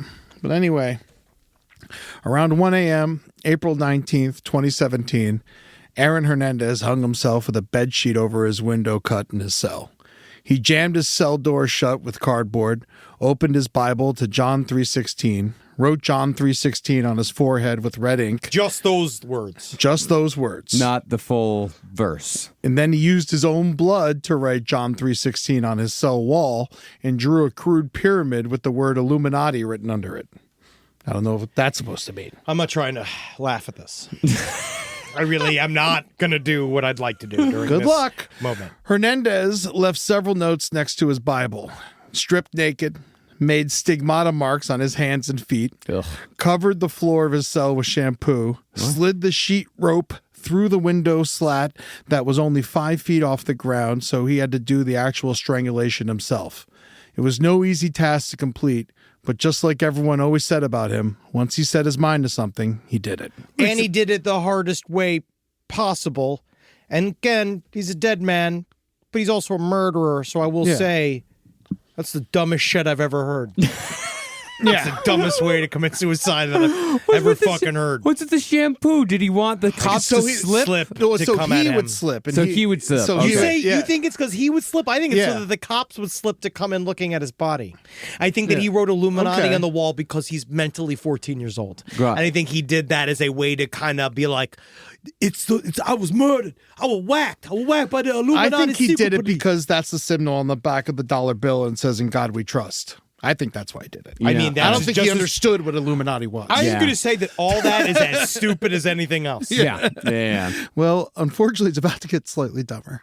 Why did he do it? Was it the outing of his supposed sexuality? Was he depressed about possibly spending the rest of his life in prison? Was he just having an intense K2 CTE episode? Or was it another thing called abatement? In Massachusetts, at the time, there was a legal procedure called abatement. It basically means that if a defendant died while the repeal of a conviction was pending, the conviction would be wiped out. Now cleared of double murder and in the middle of an appeal in the Odin Lloyd case, Hernandez might have factored this into his decision to commit suicide. His note included a passage written directly to his fiancée that ends with the phrase, "You're rich," in all caps and underlined. Well, let me correct that. It ends with a quote from a Savage Garden song, as all good suicide notes should. The song is called "I Knew I Loved You," and the quote was, "Tell my story fully, but never think anything else besides, I love you." Well, Aaron, I'm working on it. Not even truly, madly, deeply. No. Like, that's the Savage Garden song. I could see someone telling him about abatement and him maybe in a impulse-driven... Because I weirdly think... I think it's all connected. Yeah. I think it's all connected. I think that he didn't... Obviously... I don't know. Would it even affect him, somebody saying something about him being gay? Because actually, part of my mind of him, I think he'd kind of think like... In jail? Yeah, but in jail they do a lot of stuff. Yeah, in the dark. But and they do it, but they have like, it's not all just like, but men have relationships in jail. They work it but out. Not him. Yeah, and not outside of jail, because that's the thing. The whole thing is that Aaron Hernandez, his relationships were outside of jail. If you're in jail, that's a different thing altogether. But if you continue that outside of jail, then, punk. Yeah. No, I know, but he's not getting out of jail. Not anymore. Nope. 6 days after Hernandez's death, his attorneys filed a legal motion to vacate the Lloyd conviction.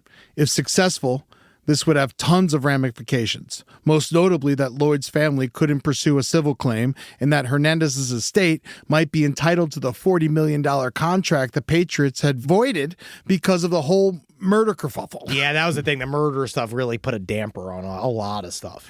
In May of 2017, a judge granted the motion and erased the conviction, clearing the way for Hernandez's estate to pursue the NFL contract money. The following year, however, the Massachusetts Supreme Judicial Court reversed the ruling and reinstated the conviction, saying the concept of abatement was outdated. They ruled that abatements would no longer apply moving forward. Yeah, because it's really stupid to create like this thing of like, as long as you kill yourself before you're fucking guilty, it doesn't count. Like, it's like, that makes no sense. It was a law from like the 1800s. Oh, sure. Like, there was a reason for it back then that no longer applied. Yeah, it's one of those things that you forget to change. Yeah.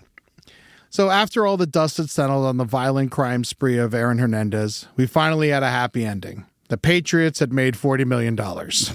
All is well that ends well. Because they needed it. Yes. They really needed that extra 40 mil. After his death, the tabloids had a field day with the outing of Aaron Hernandez. I mean, it's a hell of a juicy story. Shit, I decided to tell a version of it to you folks right now. Kyle Kennedy, his former cellmate, told Aaron Hernandez jail lover stories to anyone who would listen. His high school teammate, Dennis Sansucci, told of his escapades in the Netflix doc, and Ryan Murphy's show told the tale of his forbidden love with an old trainer from the NFL Combine prep. Now, does that come from anything, or is that just Ryan Murphy jerking off? It's just Ryan Murphy jerking off. I think it is. Because that's the only place I saw it was in Ryan Murphy's show. Same. That's the only other... I read books. I read I read articles. All I saw was these kind of snippets of people talking about it, and weirdly, the jail lover stuff is actually... I actually kind of even put that into a whole thing of he got so comfortable in jail. Yeah. And then that stuff is so... Really, in jail, it's pretty run-of-the-mill. Like, guys work stuff out all the time. Yeah, but there is also Dennis, the high school buddy. That's something else. That's something else. Everybody sucks dick. Everybody's sucking dick. Having a good time. Come on, it's high school. Whether any of it's true is neither here nor there at this point. Was he gay? Was he bisexual? Truth is, we'll never really know for sure because the only person that could tell us, Aaron, is dead.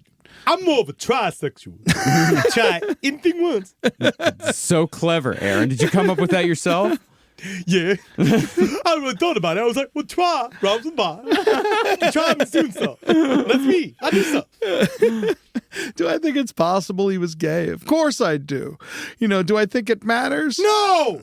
Not as much as his stage 3 CTE, drug use, and abusive upbringing. That's for goddamn sure. Methinks the CTE and the PCP were a little bit more on the weighing DOA. finger than him being gay. I think the being gay might have been the only nice thing about him. Yeah, I mean, really, it was the lifelong culture of permissiveness. Of like him constantly getting away with everything. And like, smashing his face in other people's faces for the fun and profit. I mean, it seems to be like to me, like I would probably put Aaron Hernandez more in the bisexual realm. Yeah, and I do think that anytime he had feelings for a man, it freaked him the fuck out. Oh, and sure. I think he didn't like it. But Good night. I love you. But I mean, he's definitely trying to hook up with the babysitter. There's plenty of times he cheated on his wife a bunch with women. He got caught. Guys do that all the time to show other people they're straight. Like who? His wife? Yeah. Literally. To show his wife he's straight, he's cheating on her with women. So that, because there's just... I mean, not his wife. They weren't married yet. Think about how gay you gotta be married and gay. Yeah. Like, that's the gayest shit in the world. Yeah. Well, I think that he was... He's already gay enough to be married to a woman. Yeah. But I do... Yeah, I think it's most likely that he was bisexual, but I really don't think that him being closeted was what led to any of this. No. I don't think it had any bearing. Like, I'm sure it... Maybe the suicide. It probably increased the pressure, and it may have definitely had something to do with the suicide, but I don't think it had anything to do with his crimes. Especially Odin Lloyd. No. Yeah, especially Odin Lloyd. Yeah. Before we go, though, we need to talk about one of the most bizarre subplots of the Aaron Hernandez story that has to be the additional murders committed by members of his high school football team. This is insane. Yeah. So Bristol, Connecticut has a population just north of 60,000 people. Big for a town, small for a city.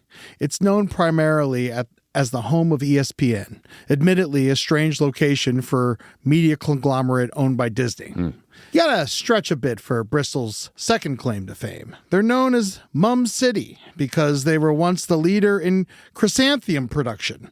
Chrysanthemum. Chrysanthemum.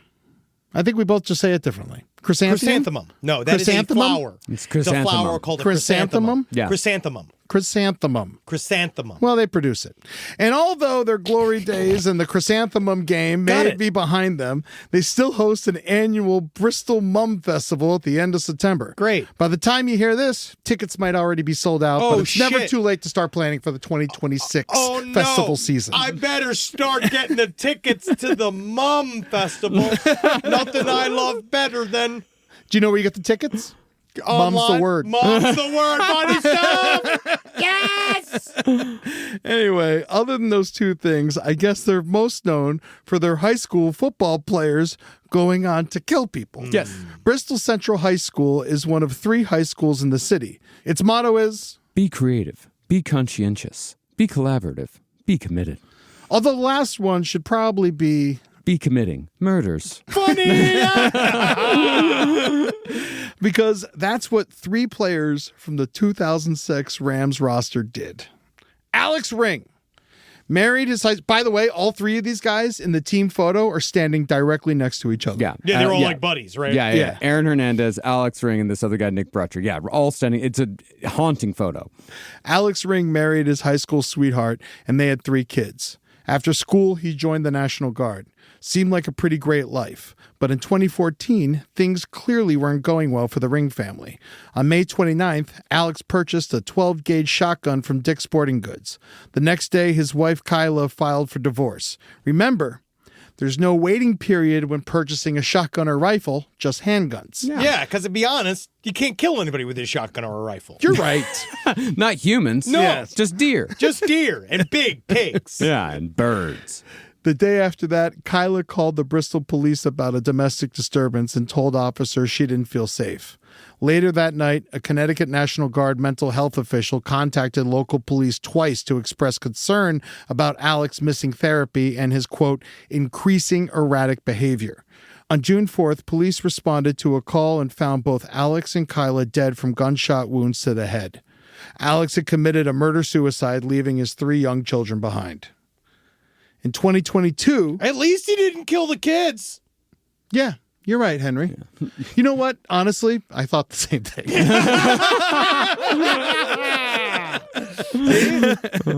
In 2022, Nick Brutcher became the latest Bristol Central football player to go off the deep end. In October that year, perhaps feeling withdrawals from dizzying highs of the Chrysanthemum Festival 2 weeks... Chrysanthemum! It's a goddamn chrysanthemum! I don't give a shit about the flower. I just want to make fun of it. Brutcher committed a particularly heinous crime. Around 10 p.m. that night, Nick made a 911 call and told the dispatcher that he'd gotten into an argument with his brother Nathan. He said Nathan was being aggressive and he needed assistance. The story was completely fabricated, however. It was a ruse to get the police to his residence where he was hiding in the bushes and waiting to ambush the officers. I think all these guys should be focusing on their chrysanthemum parade float. I don't know what's going on here. I really think there's a lot of things they could be working on. Brutcher fired almost 100 total shots, split between an AR-15 and a handgun. In the process, he killed 2 police officers and wounded a third. He also wounded his brother Nathan, who happened to be in the doorway when the police arrived.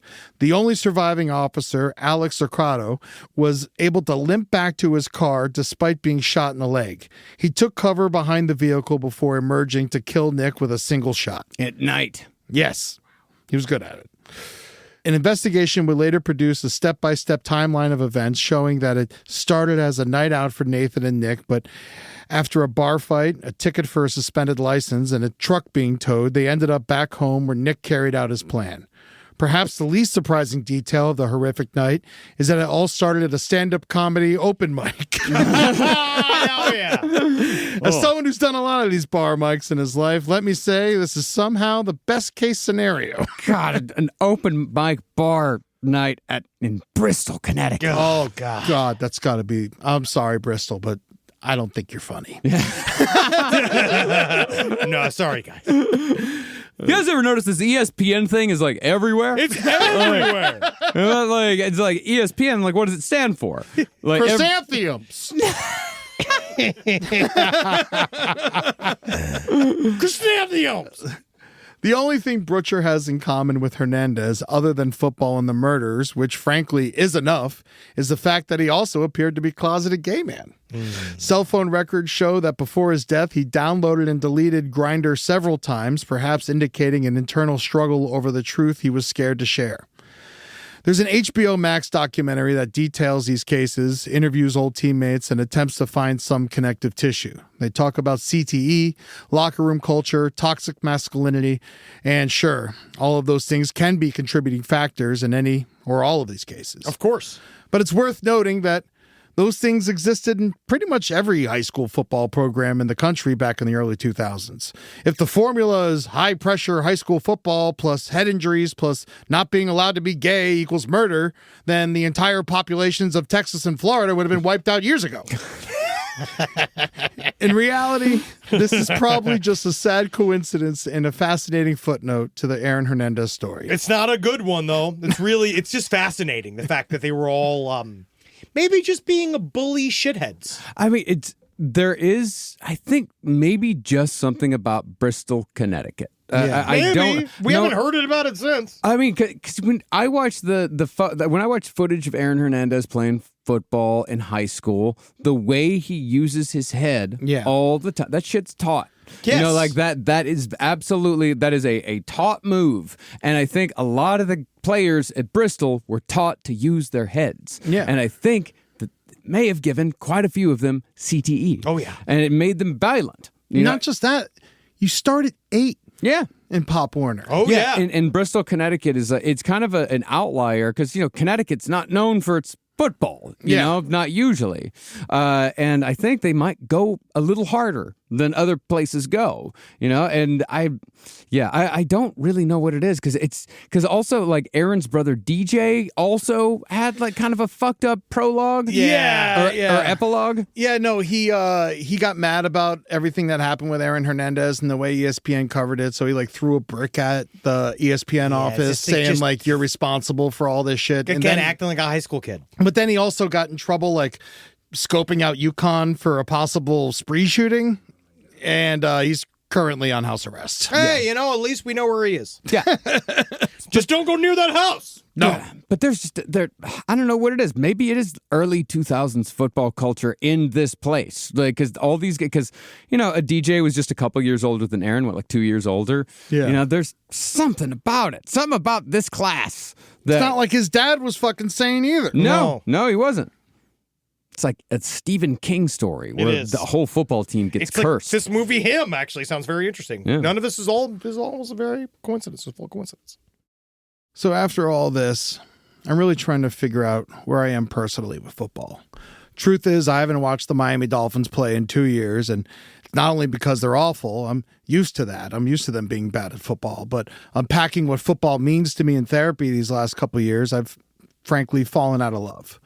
Besides the personal trauma it's caused me through childhood abuse of Pop Warner football, from being so big as an 8-year-old that I had to play with 12-year-olds. I was the only white kid on the team and 4 years younger than everyone else. My teammates would regularly beat the shit out of me until I earned their respect by fist fighting back, and then they gave me a trophy for most improved. And I don't blame them, to be honest with you. I was like the first white kid they were allowed to beat up.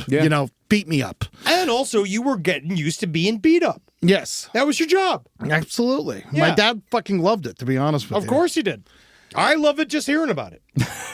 I'm haunted by it. I know. I just love to hear about it. I love hearing boys getting all up on each other, man. I'm haunted by such traumas, like having to take laxatives and shit myself while running in a trash bag to make weight, and then my father forcing me to walk home because I was covered in shit. I remember once an older kid reached his hand into my face mask and clawed my eyes. After I was cleared to go back in the game, I was filled with rage. I slammed my helmet into his knee for revenge, sending him to the hospital in the middle of the game. Not only was I not reprimanded for that game, I was also given the game ball. The incident that made me never want to play again was sophomore year in high school. I remember 2 of my teammates got into a fight, and one of them took his helmet off and started swinging it as a weapon, and coach had a circle around them to let them fight. Even at 15, I knew how dangerous this was and took it upon myself to break up the fight. I was reprimanded by my coaches, and I yelled back at them. They tried to punish me by not moving me up to varsity at the end of the year, but I was too good, and the varsity coaches needed me, so I moved up anyway. That's how it works. That was my last season. I was done after that. My God, I mean, your program sounds so much more intense than mine was. It was very intense. Yeah, because this type of shit, I will say this about Coach Forehand. He wouldn't have put up with that bullshit on our field. He definitely wouldn't. But you had kind of had like that school was one of those where it did take football really seriously. We right? did. Yeah, we did. We were good. Oh, I mean, like, first year we were horrible, but the second year we were very good. But we were also at 2 entirely different levels because Yes. you're playing in Florida. I have like 3,000 kids in my school. Yeah, I had 300 people in my town. Yeah. It's 6-man, and I played 6-man football. Which is 6 guys on each side instead of 11. Yeah. It's for smaller schools. We had 60 guys on my squad. Yeah, and we had 55 people in our entire high school. Yeah. And so for us, it's entertainment for the town, and it's something that gives it's there for the town specifically, and that's it. There's not really much else. Like none of the 6-man, like there was one dude that I think like played a couple of downs of college football that we played against, but otherwise like 6-man guys, they ain't making it. No, they ain't even making it. They to don't college. even know how to play the same game, really. They really don't. It's an entirely school- different way of playing the game, but it's not. But that's the thing. The stakes aren't as high. In your school, did you guys ever do the thing? There was this game that they played at my school called Everybody Rapes Henry. Have you played that game? Did you guys play that game? No, we didn't. I played it, but I wasn't Henry. Wow, yeah. I was always Henry. Yeah. There was a game called Break Marcus's Bones, and they were really good at that. like three guys really won Break Marcus's Bones. Yeah, I bet. In different years. That's amazing. Yeah.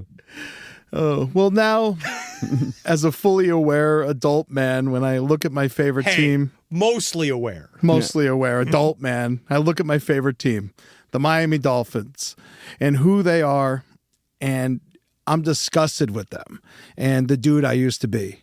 I used to let them ruin my week, getting upset, screaming like a maniac as if I had anything to do with the game, and after a loss, I wouldn't talk to the people I loved and I would drink my sorrows away. For what reason? Because my favorite TV show didn't go the way I liked it?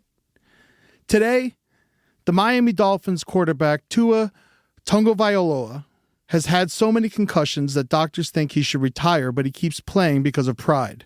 I watched him almost die in Cincinnati a couple years ago. The star receiver Tyreek Hill has multiple domestic abuse incidents, including hitting his pregnant wife with little to no repercussions, all while their owner, Stephen Ross, throws $50,000 a plate fundraising dinners for Trump while Tua plays catch with his grandchildren. I thought to myself, what the fuck am I rooting for? So now I got my Sundays back for 1/3 of the year, and my general mental health has improved greatly. Not to mention, check this out, since 2014, the nation's inflation has risen 31%, but going to see the Miami Dolphins price has raised 103%. The poor Detroit Lions fans have dealt with a 201% increase in ticket sales and in concessions. And we all know how rich the citizens of Detroit are. Oh, yeah. Oh, yeah. They're sitting on their gold. I know what's happening down there. Going to an NFL game has turned into something reserved only for the elite. Oh, shit, it's been like that for years. Oh, yeah. When I was a kid, we couldn't afford to go to Dallas Cowboys games. In the 90s. There used to be a thing for Dolphins games that, I think it was because no one was going, but you could go for $5 if you bought the tickets at Winn-Dixie. That shit don't exist anymore. No. They had a section called the Fun Zone, and that's where the most fights were. That's where it's called fun. It's fun. We're having fun. We brought our own fun. Right now, if you want to watch football, it's $378 just to watch the shit on YouTube. It is. It's fucked. It's wild. For a season pass? The NFL season ticket or whatever it's called. God. I was looking at getting it because I wanted to actually fill my Sundays with something. And I literally was going to watch football, but I was like, this is insane. It's insane. Not just that, people deserve to keep politics and football separate, but we all know that's not the case. Oh, they put it in. They're doing it. Between blatant military propaganda going on as long as I can remember, along with, on September 14th, 5 NFL teams held moments of silence for the death of Charlie Kirk. This is the same league that regularly silences black men when they make statements, such as ruining the career of Colin Kaepernick for silently protesting by kneeling to advocate for police reform, to fining players up to $65,000 for touchdown dances, according to their own website. It seems absurd. You're right. So I might watch a game here and there, but as far as breaking the bank to support a league and team and tradition that uses up their players like they're pawns on a chessboard, honestly, makes me nauseous. I got better things to do than get hammered and yell at a television in my own home like Yosemite Sam.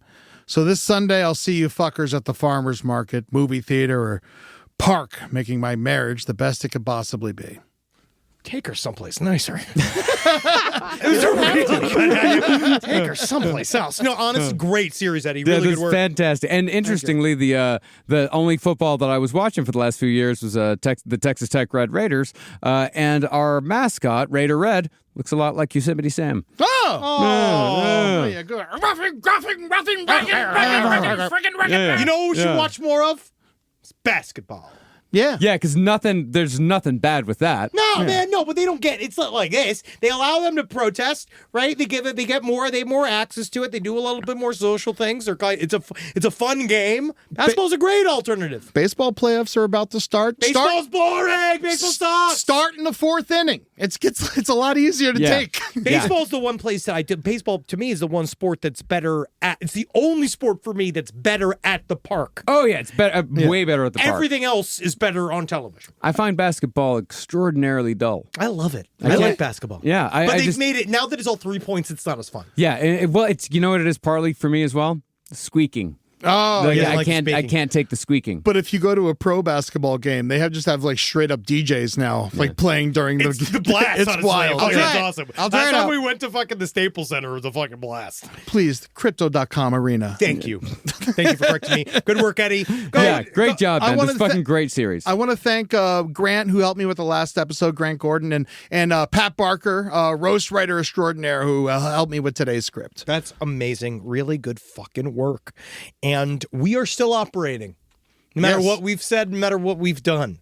We continue forward and we will just like a drunk doctor who won't leave the hospital. We are just going to barrel forward just like Aaron Hernandez. We're going to go head up, chest out into this new realm. And you can help us on patreon.com/lastpodcastonleft. Help us get cultural CTE with our approach to content making.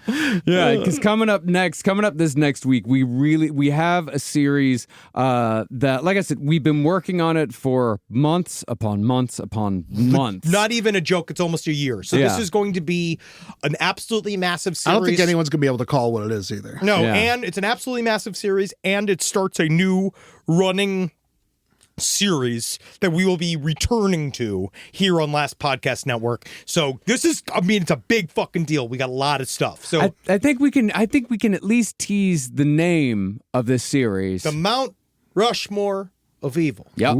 We've got 4 chosen.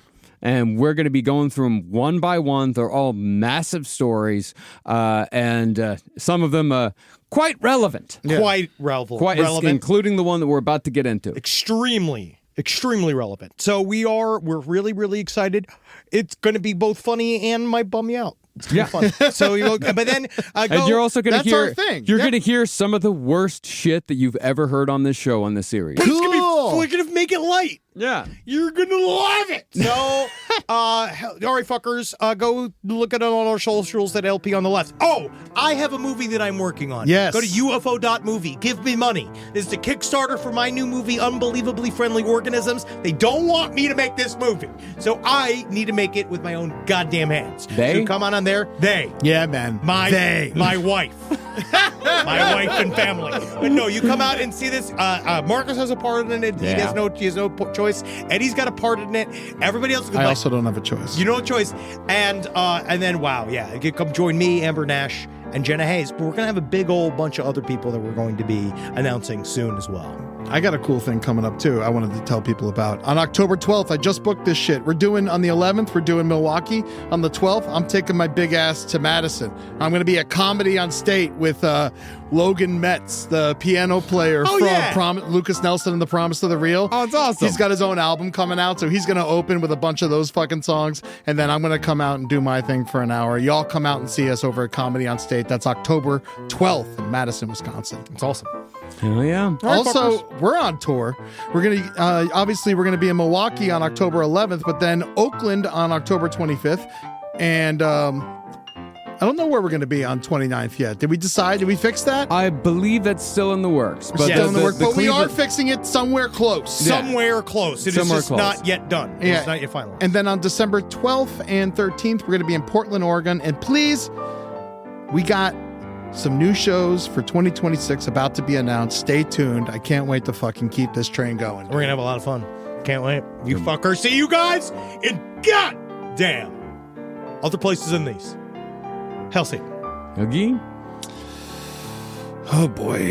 Who do I like? Who do I like? Who do I like? Hail Pat Barker. Thanks for your help, buddy. Really good work. There you go. The afternoon light is becoming as golden as aspen leaves.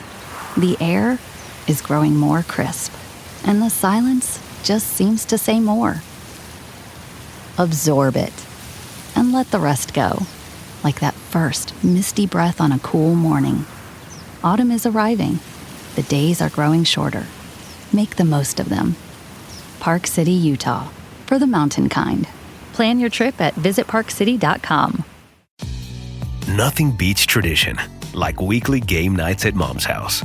And Tostitos, crafted with masa made the traditional way, starting with whole corn kernels, with flavors worth gathering around, like a hint of lime and Mexican street corn, and no artificial colors, flavors, or preservatives. That's the Tostitos way. Bring Tostitos to your next game night, and you'll be winning either way. Tostitos, tradition matters.